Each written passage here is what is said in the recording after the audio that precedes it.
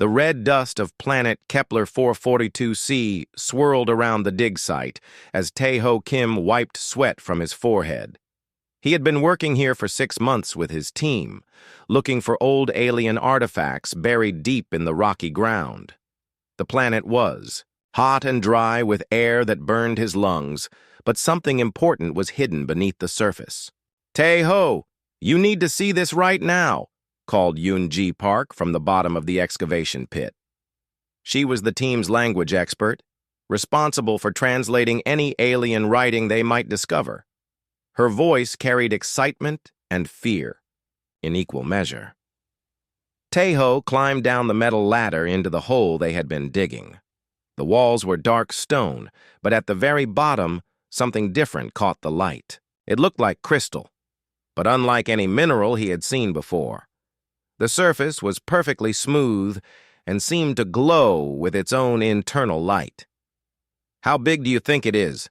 Tae-ho asked, running his hand along the exposed edge. "Our ground. Scans suggest it extends much deeper," said Veltar, one of the alien scientists working with their human team. Veltar belonged to the Zephyrian race, tall blue beings with 4 arms and large black eyes. The object appears to be the size of a small building, possibly larger. Dr. So-Young Lee, the expedition leader, descended into the pit to examine their discovery. She studied the crystal's surface with growing amazement. The surrounding rock formations date back millions of years. This artifact is older than any known civilization in our galaxy.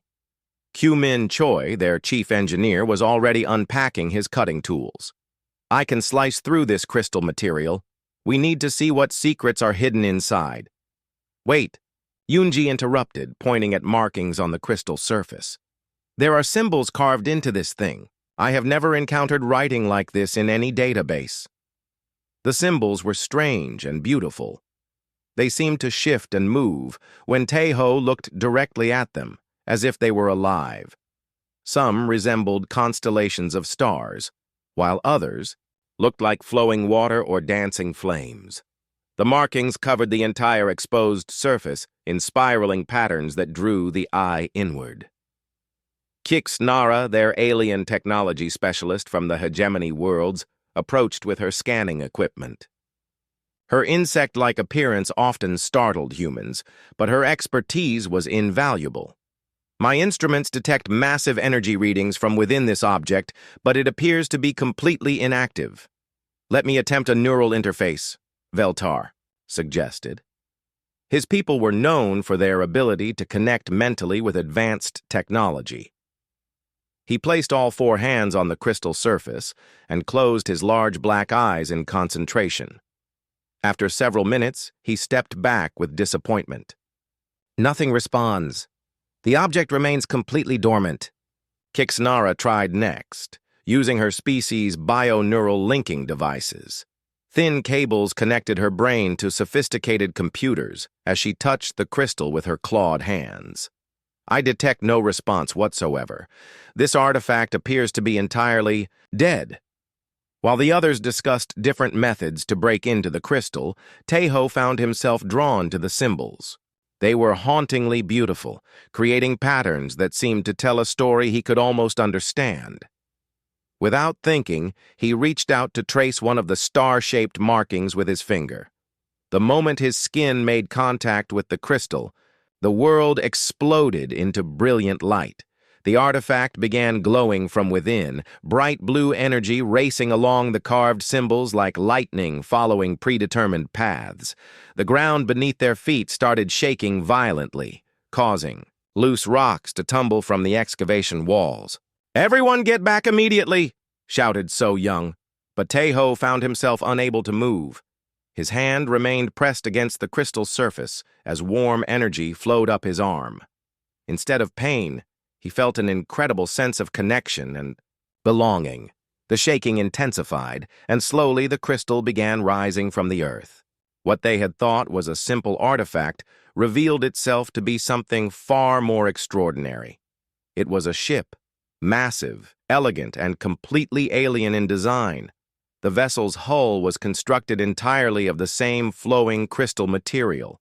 Its shape was organic rather than mechanical, with smooth curves and graceful lines that seemed to grow naturally rather than being built by tools. Lights pulsed beneath its translucent surface like a slow, steady heartbeat. "What did you do?" Veltar asked, his voice filled with wonder and terror. "I only touched it," Tejo replied, his hand still connected to the ship's hull. Through that contact, he could sense something vast and ancient stirring within the vessel, not quite alive, but not entirely artificial either. So Young was speaking rapidly into her communication device. "Command Center, this is Excavation. Team 7 reporting an emergency situation. We have discovered an active alien spacecraft, requesting immediate backup and scientific support.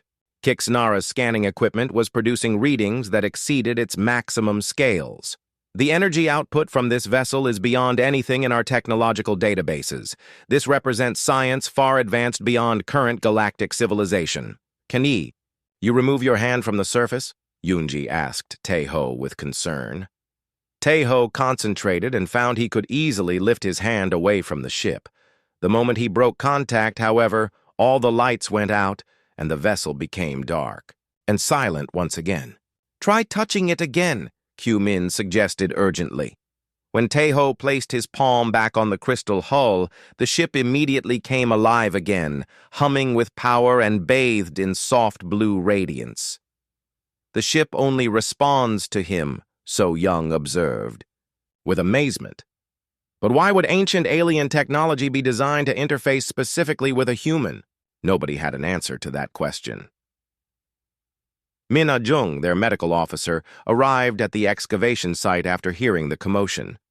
When she saw the enormous crystal ship glowing in the pit, her expression showed complete shock. "How is any of this possible? We are still trying to understand," So Young explained. "But this spacecraft only activates when Tejo makes physical contact with it.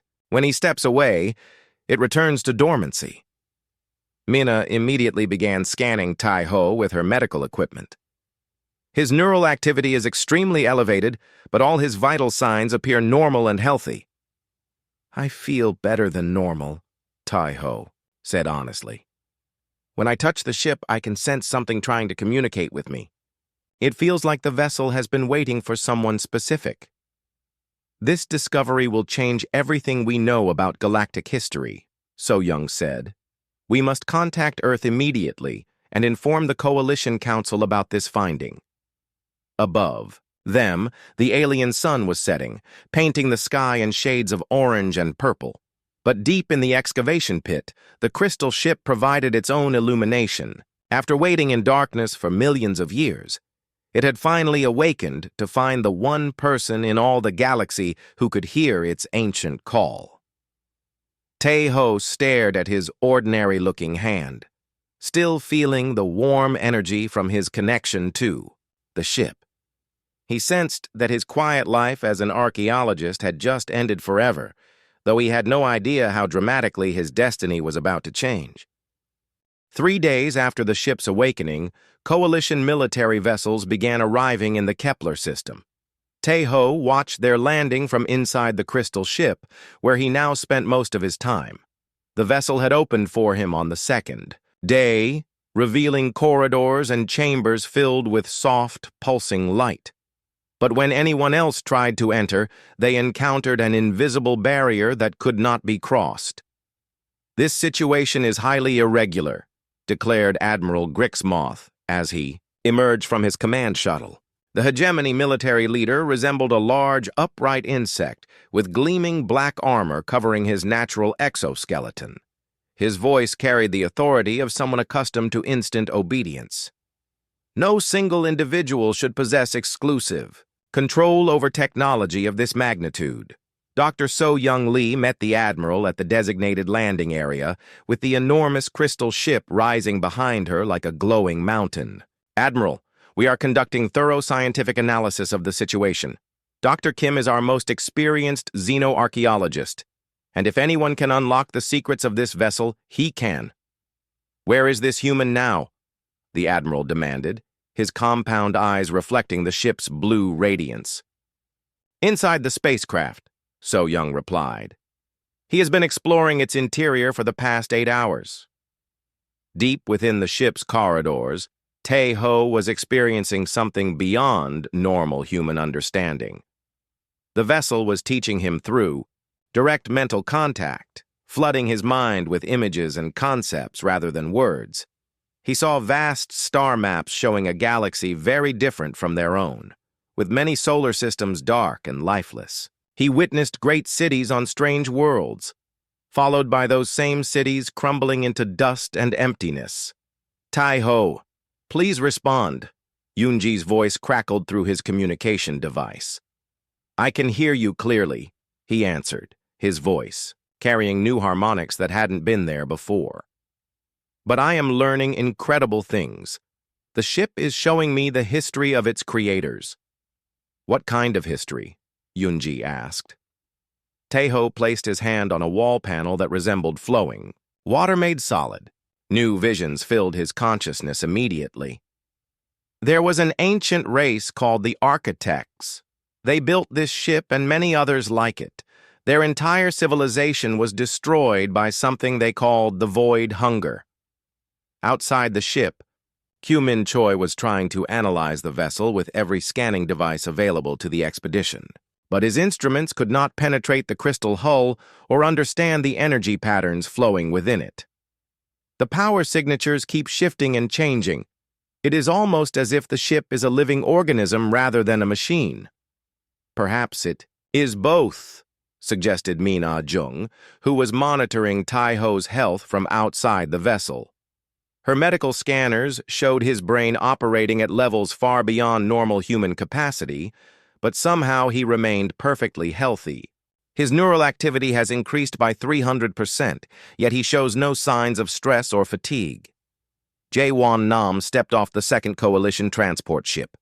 As Earth's leading expert in xenopsychology, he had been urgently summoned to evaluate the mental effects of alien technology on human consciousness.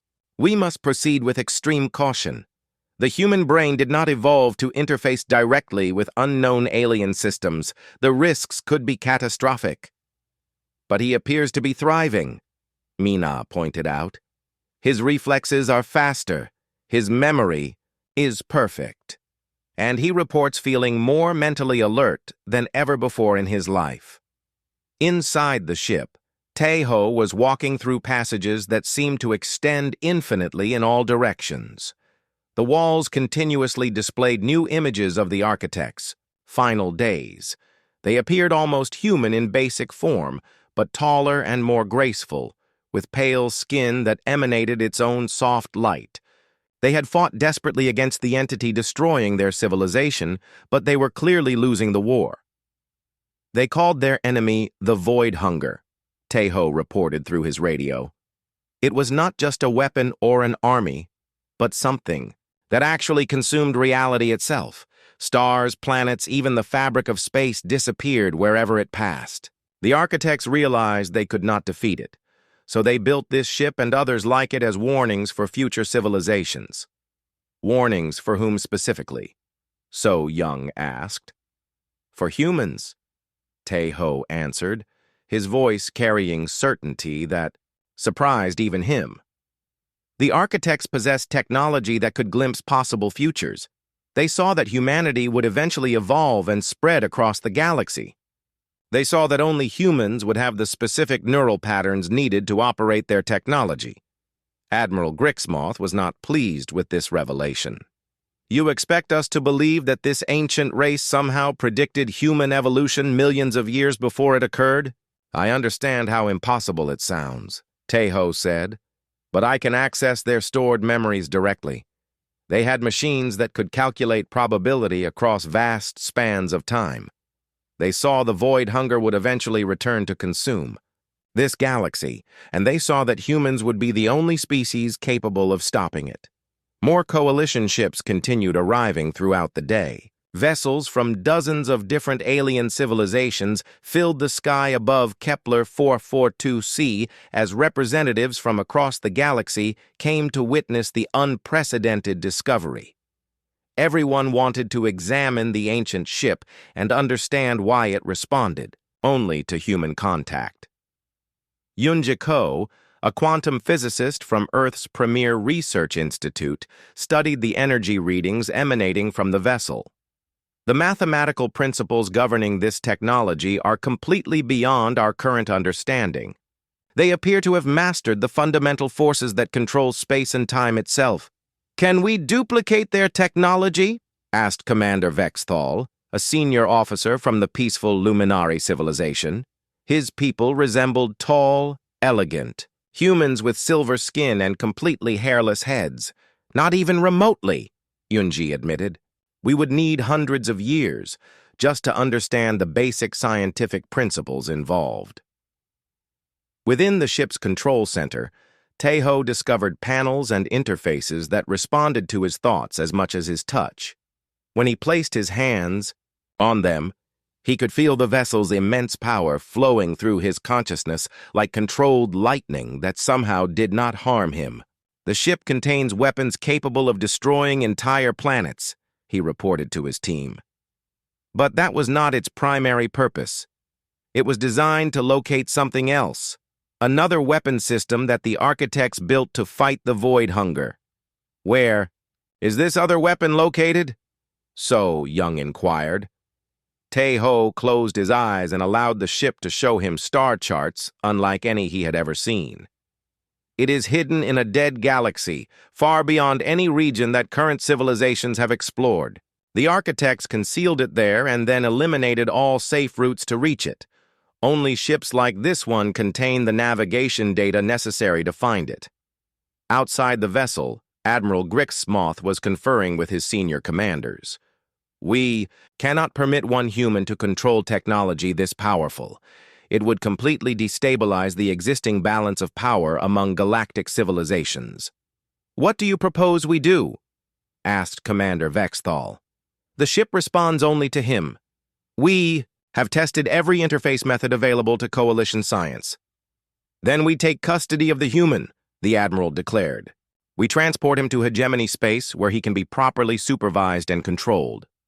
Dr. So-Young Lee was monitoring Coalition command frequencies and overheard this conversation.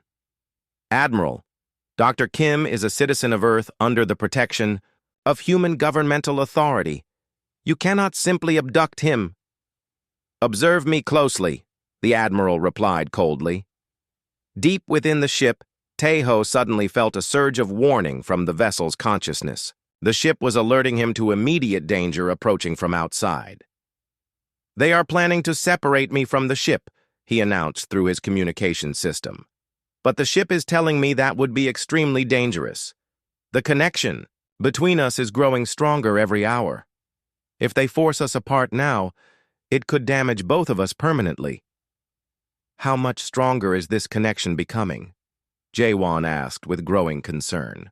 "I can sense the ship's thoughts and emotions now," Taeho explained, "and I believe it can sense mine as well. We are becoming mentally linked in ways I do not fully understand." Admiral Grixmoth signaled his security forces to advance toward the crystal ship.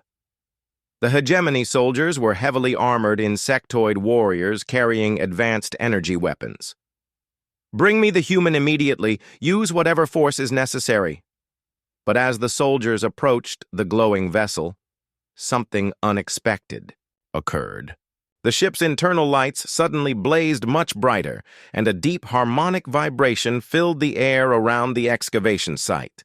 Energy began building visibly within the crystal walls.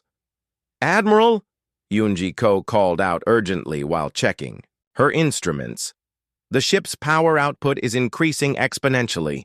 If this continues at the current rate, we could be looking at a catastrophic explosion." "The ship will not explode," Taeho assured them from inside. "But it will defend itself, if threatened, and it will defend me. The architects programmed it to protect whoever can successfully interface with its systems." The advancing soldiers halted their approach as they felt the enormous power building within the crystal ship. Even through their armor, they could sense forces beyond their ability to comprehend or resist. "This matter is not concluded, human." 2 weeks had passed since Tae-ho first touched the crystal ship, and his connection with the ancient vessel had grown far beyond what anyone thought possible. He spent almost all his time inside the ship now, emerging only briefly to eat and rest. Each time he left, he felt incomplete, as if part of his mind remained connected to the alien technology. This level of integration is becoming dangerous, warned Jae-won Nam, the xenopsychologist. He is losing his human identity and becoming something else entirely.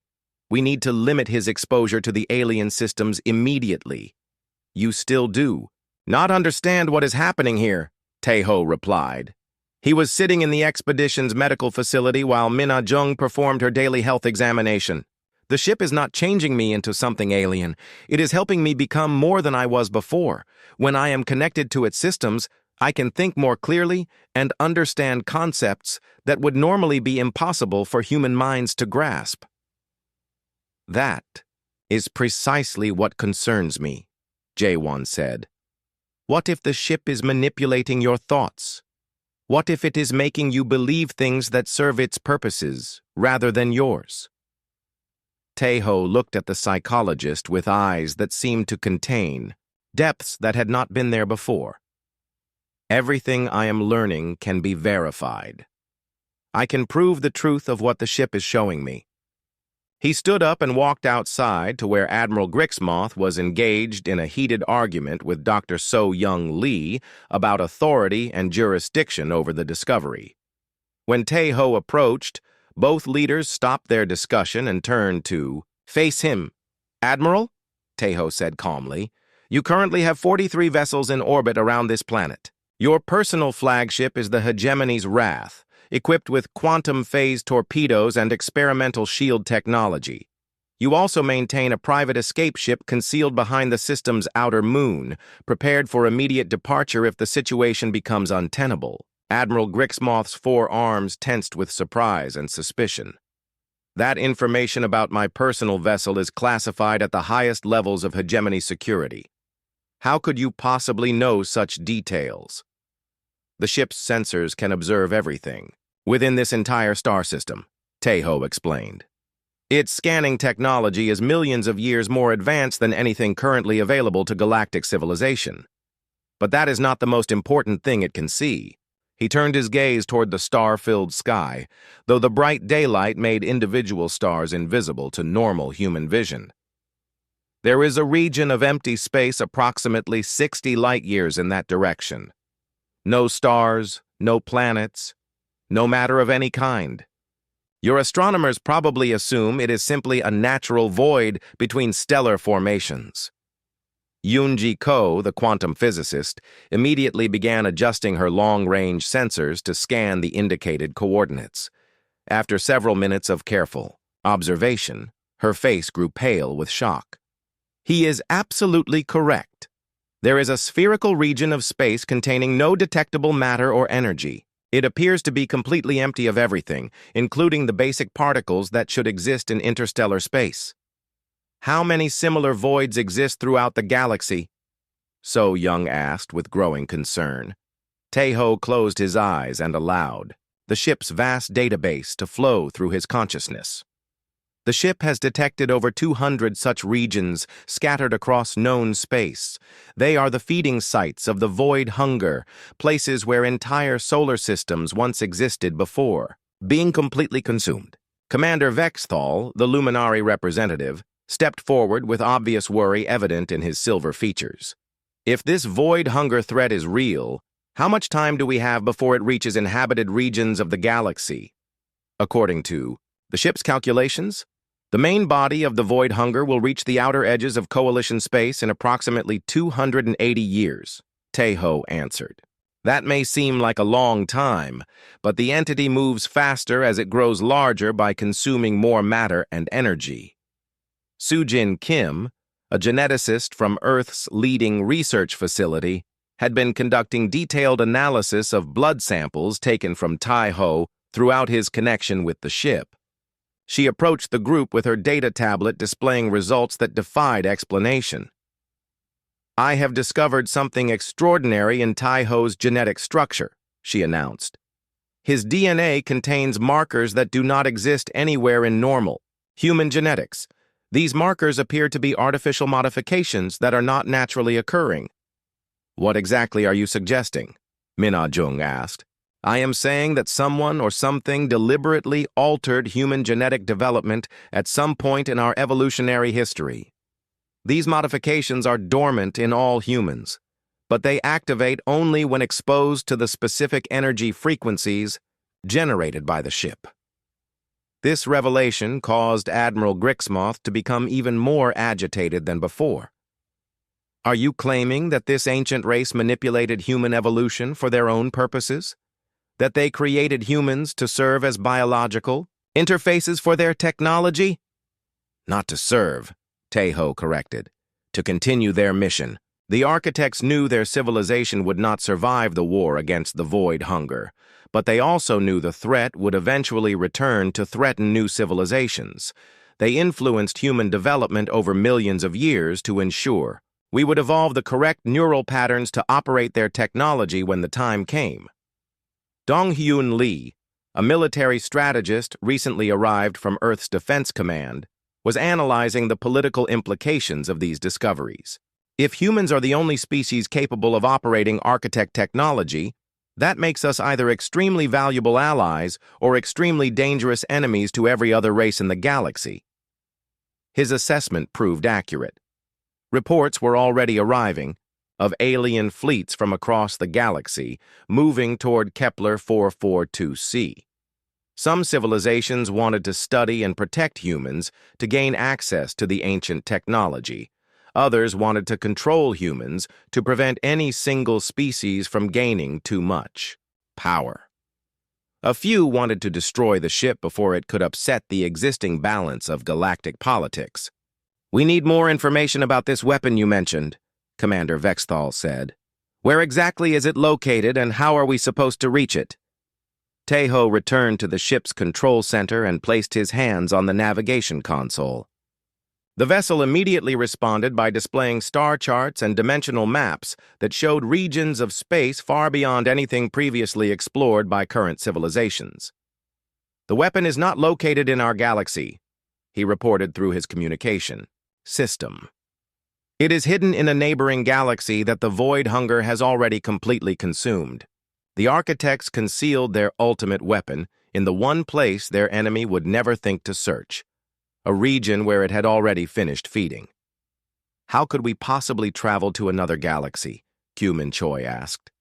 Our fastest spacecraft would require millions of years to cross such distances.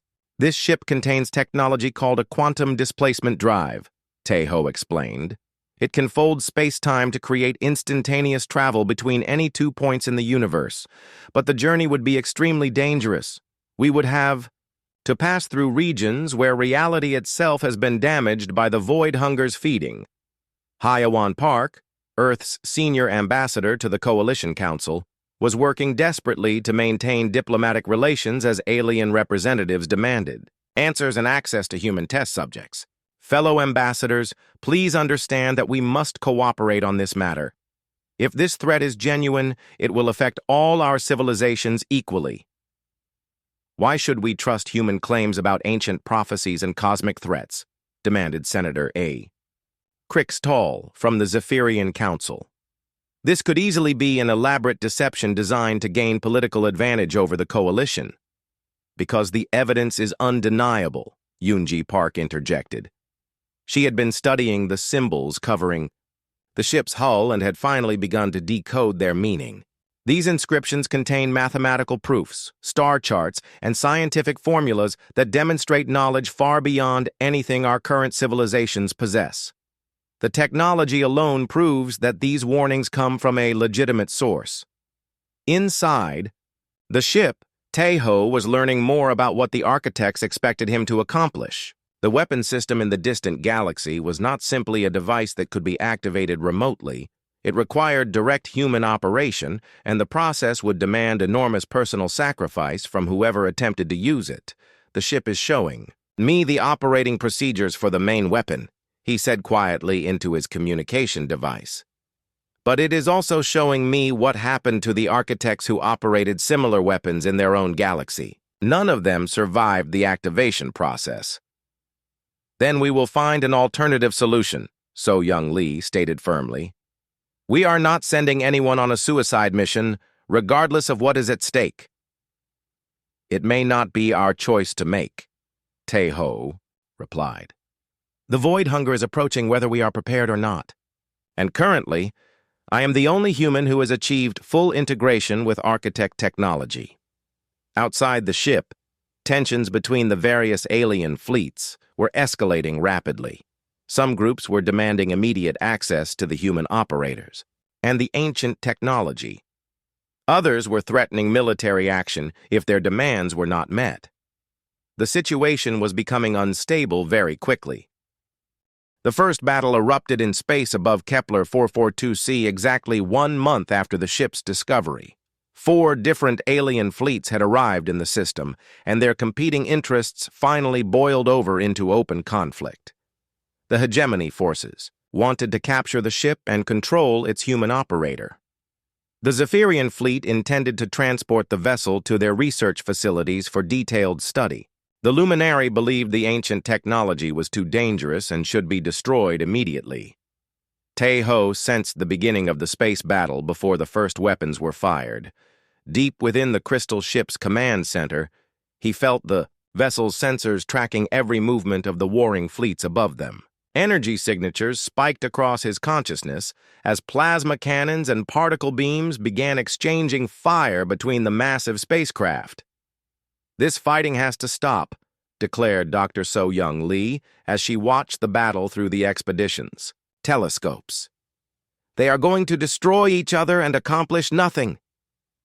They are going to destroy us as well, added Dong Hyun Lee, the military strategist from Earth.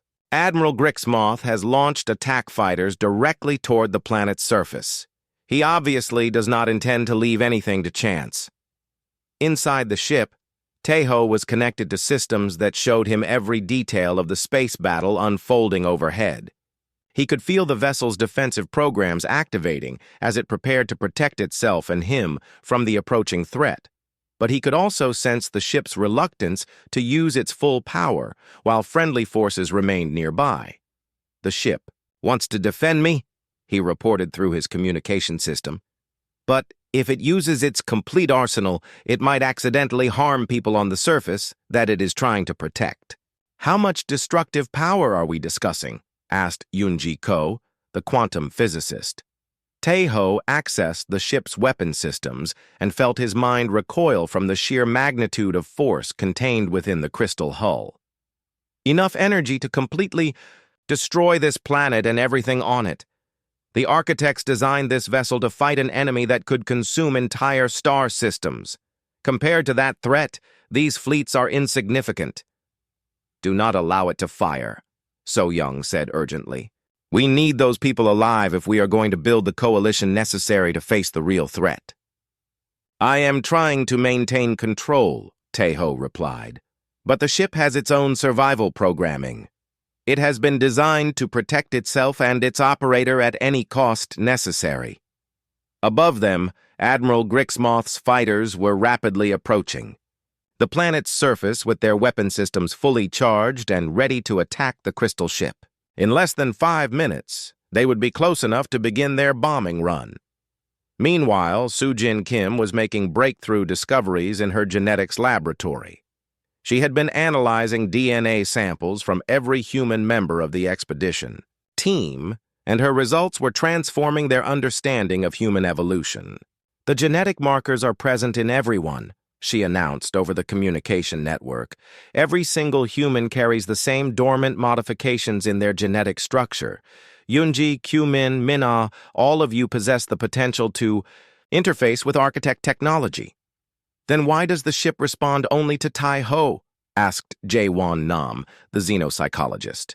Because he established the initial connection, Soo-jin explained. The ship bonded with him specifically when he first touched its hull. But I believe it could form similar bonds with other humans if the circumstances required it. This discovery gave Taeho an idea that might resolve the crisis developing above them. "Ship," he said, speaking directly to the artificial intelligence that controlled the vessel, "can you share your knowledge with my teammates? Can you show them what you have shown me?" The ship responded by projecting holographic displays throughout the excavation site and the surrounding area. Every person present, human and alien alike, suddenly experienced the same terrifying visions that Taeho had been receiving for weeks. They saw the void hunger as it truly existed, a vast darkness that moved between galaxies, consuming everything in its path and growing larger with each feeding. They witnessed entire civilizations being absorbed in moments, their planets torn apart, and their matter converted into pure energy that fed the entity's endless appetite. They saw the desperate final days of the architects as they fought a war. They knew they could not win. The images were so vivid and terrifying that several people collapsed to their knees. Even the pilots of Admiral Grixmoth's attack fighters, still approaching through the planet's atmosphere, received the same visions through their ship's communication systems.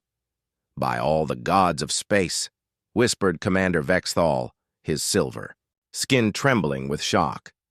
"It is completely real. The threat is actually approaching our galaxy." The space battle stopped immediately. When confronted with images of an enemy that could destroy their entire civilization, the petty conflicts between different alien races suddenly seemed incredibly unimportant. "How much time do we have before this thing reaches Coalition space?" asked Admiral Grixmoth. His voice now carried fear instead of anger as he spoke through the planetary communication system. "The ship calculates approximately 250 years at current approach speed," Taeho answered. "But that assumes the entity does not encounter any major sources of matter or energy that would accelerate its growth and movement." In-ho, Park, a specialist in artificial intelligence who had recently joined the expedition, was studying the way the ship communicated and processed information. "This vessel is not simply a machine. It is a living computer system that thinks, learns, and remembers everything it experiences. The architects somehow transferred their consciousness and knowledge into its core programming." "Are you saying the architects are still alive inside the ship?" Yoonji asked with amazement. "Not alive in any biological sense," Taeho clarified, "but their memories, experiences, and knowledge continue to exist within the ship's systems. I can access their thoughts and emotions from the final days of their civilization. They knew they were going to lose their war, but they continued fighting, because they hoped someone else would eventually continue their mission." Young Miseo, the expedition's communications officer, was receiving urgent messages from governments and military organizations throughout the galaxy.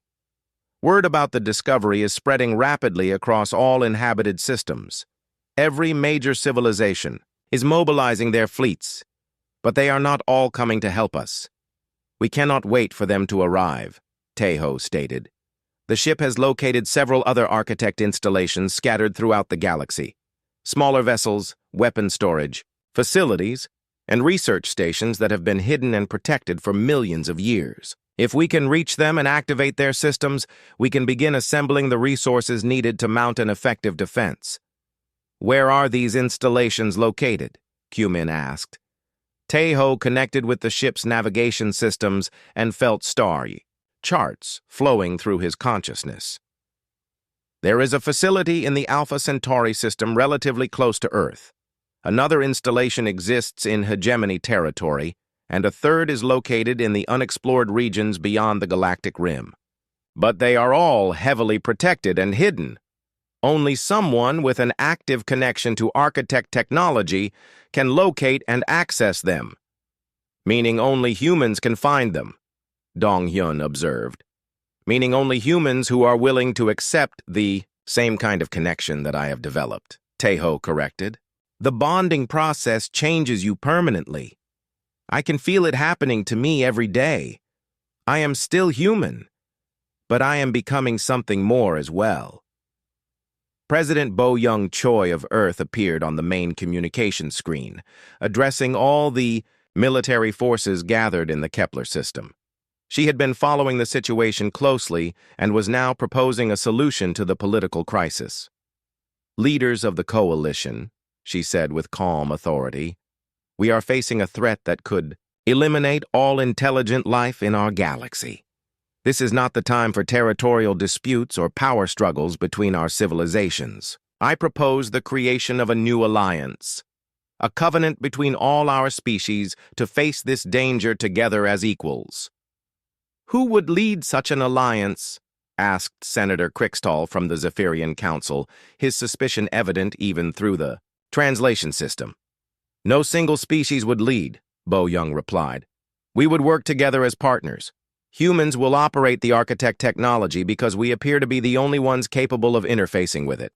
But we will share all knowledge and benefits equally among all participating civilizations." Admiral Grixmoth remained skeptical despite the evidence he had witnessed. "How can we be certain that humans will not use this advanced technology to establish dominance over the rest of the galaxy? Because the technology itself will not permit such misuse," Tejo interjected. He was still connected to the ship's systems and could sense its built-in restrictions and safeguards. "The architects programmed their devices to function only for defensive purposes. The technology cannot be used to attack innocent populations or conquer territory. It was designed specifically to fight the void hunger and similar threats." "Can you demonstrate this claim?" Commander Vexthal asked. Tai-Ho made a decision that surprised everyone present. He walked to the ship's primary weapon controls and began activating them. 4 months after forming the new Galactic Alliance, the first Architect installation was completely destroyed by enemies no one had expected to encounter. The research facility in the Outer Rim territories simply vanished from all sensors. And when Coalition scout ships arrived to investigate, they found empty space where an entire solar system had existed just days before.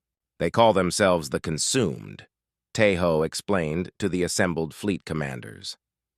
He was standing in the war room aboard the Crystal ship, which had become the command center for their growing alliance. According to the ship's historical records, they were once normal people from various civilizations, but the void hunger changed them into something else entirely. Now they serve it willingly, helping it locate new sources of energy and matter to consume. Captain Wu Jin's Song of the Earth vessel. New Sol studied the tactical displays showing enemy movements throughout the galaxy. "How many of these consumed forces are we facing?" "The ship estimates there are several hundred fleets scattered across the galaxy," Tejo replied, his voice carrying harmonics that had become more pronounced as his connection with the ancient technology deepened. "Possibly thousands of individual ships. They have been hiding in dead space for centuries, waiting for their master to return."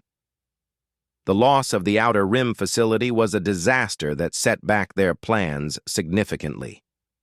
That installation had contained detailed blueprints for advanced architect weapons and training equipment designed to help additional humans learn to interface with the ancient technology. Now they would have to protect the remaining sites while still attempting to reach the main weapon system in the distant galaxy.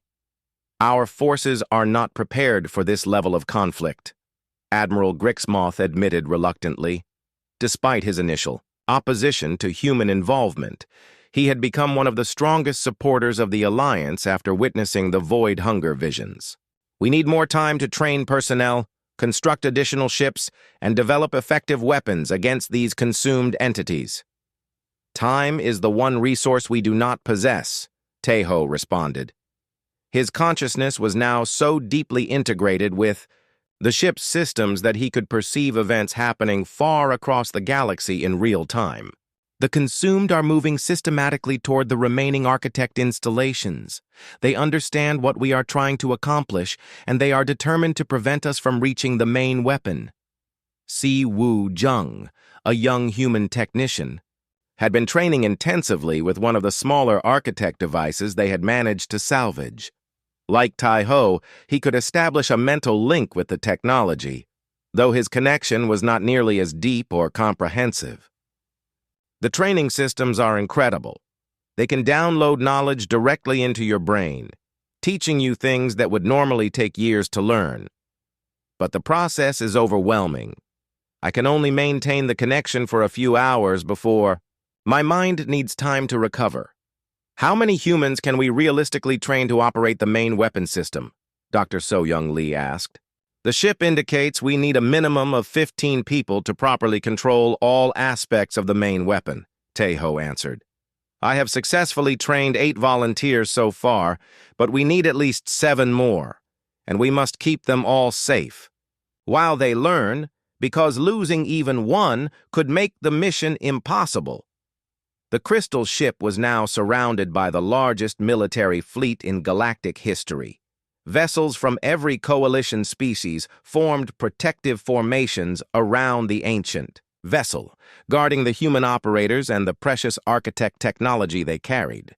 But even this massive force seemed inadequate compared to the enemies mobilizing against them. Long-range sensors are detecting consumed movement in 23 sectors, reported Youngmi Seo from her communications station. They are coordinating their attacks across multiple fronts. This is not random aggression. They are following a carefully planned strategy. In-ho Park, who had been analyzing the ship's artificial intelligence systems, made a troubling discovery about Tae-ho's condition. The ship is showing signs of severe stress from maintaining its connection with human neural patterns. The vessel was originally designed to interface with architect brain structures, which operated very differently from human consciousness. The constant adaptation required to work with Tae-ho is putting enormous strain on both the ship and him. What kind of strain are we talking about? Asked Min-ah Jung, the expedition's medical officer. The ship is essentially running software on hardware it was never designed to support, In-ho explained. It has to constantly modify its own programming to accommodate human thought patterns. Meanwhile, Tae-ho's brain is being rewired to think more like an architect. If this continues much longer, we might lose both of them. Tae-ho was acutely aware of the changes happening to him. Each day brought new alterations to his thought processes and perceptions.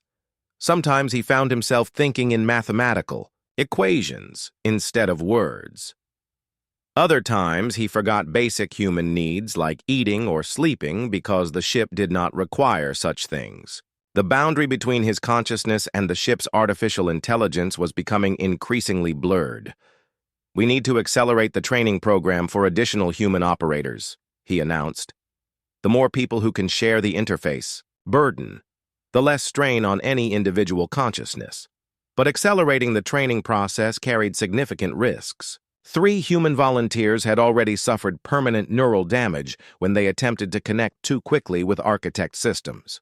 Their minds could not handle the sudden influx of alien knowledge and technology, leaving them in catatonic states that showed no signs of improvement. We are asking people to risk their sanity and possibly their lives, said Jae-won Nam, the xenopsychologist who was monitoring the training program. Is any goal worth such a terrible cost? The alternative is the complete extinction of all intelligent life in the galaxy, Tae-ho replied without emotion. I believe the risk is justified. The first major battle against the consumed occurred when enemy forces attacked the Alpha Centauri installation. A fleet of dark vessels emerged from hyperspace without warning and immediately began bombarding the architect facility hidden within the system's asteroid field. Captain Woo Jin Song led the defensive forces, but the consumed ships proved to be unlike any enemy they had previously encountered. The vessels seemed to absorb energy weapons and actually grew stronger from each attack directed against them. Our weapons are having no effect, he reported during the battle. The enemy ships are somehow feeding on our energy discharges and using them to increase their own power. Switch to kinetic weapons immediately, Tae-ho advised from the crystal ship. Use physical projectiles, explosive shells, anything that does not involve directed energy. The consumed can absorb and redirect energy attacks, but they cannot process solid matter in the same way. The battle transformed into a brutal contest of endurance. Coalition forces fired metal slugs and chemical explosives, while the consumed vessels attempted to close to melee range, where they could drain energy directly from their opponents' power systems. Several ships were lost on both sides before the enemy finally retreated, but the Consumed had achieved their primary objective. The Alpha Centauri installation was severely damaged, and most of its advanced equipment had been destroyed beyond repair. "We cannot defend every architect site with our current resources," Admiral Grixmoth observed grimly. "We simply do not have enough ships or personnel to protect multiple locations simultaneously." "Then we must move faster," Taeho decided. "We collect whatever resources we can from the remaining installations and depart immediately for the distant galaxy. If we wait much longer, the Consumed will destroy everything we need to complete our mission." Commander Vexthal was studying star charts that showed the route to their ultimate destination. "The journey to the weapons location will take us through regions of space controlled by Consumed forces. They will be waiting for us at every step. The ship has capabilities they do not expect," Taeho revealed. "The quantum displacement drive can create short-range spatial portals as well as long-distance travel. We can bypass their fleets entirely and appear directly at our destination." "What are the risks involved in such a maneuver?" asked President Bo Young Choi, speaking from Earth through the communication system. Taeho consulted with the ship's navigation systems, and the information he received was not encouraging. The displacement drive requires extremely precise calculations to function safely. If we make any errors in our computations, we could materialize inside a star, scatter our molecules across multiple dimensions, or become lost in the spaces between realities. And if we do not use the displacement drive, then we fight our way through thousands of consumed vessels, and most of our people die before we reach the weapon system. The decision was made to attempt the quantum displacement, despite the risks involved. But first, they needed to gather their remaining forces and salvage whatever they could from the architect installations that were still intact. The evacuation of the Hegemony installation was successful, but only barely. Consumed forces arrived, just as the final transport ships were departing, leading to a running battle that stretched across 3 different star systems. The quantum displacement portal opened like a tear in the fabric of reality itself. Taeho felt his consciousness merge completely with the crystal ship as they prepared to make the impossible journey to the dead galaxy where the architect weapon waited. Around them, the Coalition fleet, nearly 400 ships representing every known civilization, held formation and waited for the signal to follow their guides into the unknown. "Is everyone prepared for transit?" asked Dr. So-Young Lee, who now served as mission coordinator despite knowing that all real decisions came from Taeho and the ancient intelligence he had bonded with. "As prepared as we can be," Taeho replied. His voice had evolved over the months of connection, carrying harmonics that no human vocal cords should be able to produce. "The portal will remain stable for exactly 112 seconds. Any vessel that fails to complete transit within that time frame will be permanently lost between dimensions." Captain Woo Jin Song coordinated fleet movements from his command position aboard the New Seoul. "All ships report ready status. We await your signal, Taeho." The crystal ship entered the portal first, and reality twisted around them in ways that caused physical pain to observe directly. Taeho felt his consciousness stretch across impossible distances as the ship folded space and time to create a pathway between distant galaxies. Then they emerged into a realm of absolute darkness. This was what remained of the galaxy that had given birth to the architects, a vast emptiness punctuated only by a few dying stars and the scattered debris of billions of destroyed worlds. One by one, the Coalition ships materialized from the quantum portal. Several vessels were lost during transit, their hulls twisted into impossible geometric shapes by the journey through folded space-time. But most of the fleet completed the crossing intact and functional. Sensors are detecting massive artificial structures at the coordinates provided by the ship, reported Young Mi Seo from her communication station. The weapon system is exactly where the architect records indicated it would be. What they discovered defied every principle of engineering. and physics they thought they understood. The architects had converted an entire solar system into their ultimate weapon. The central star had been hollowed out and transformed into a reality stabilization anchor. Planets had been disassembled and rebuilt as focusing arrays that channeled exotic energies. Streams of matter that existed in multiple dimensions simultaneously flowed between artificial constructs the size of small moons. "How are we supposed to operate something of this magnitude?" asked Siwoo Jung. He was one of the 15 humans now trained to interface with architect technology, but even his enhanced understanding felt inadequate when confronted with the weapon's immense scale. "We work together as a unified consciousness," Taeho explained. "The ship is showing me the control positions distributed throughout the system. Each of us will take responsibility for a different section of the weapon. When we activate our stations simultaneously, the combined effect will create a barrier capable of spanning multiple galaxies."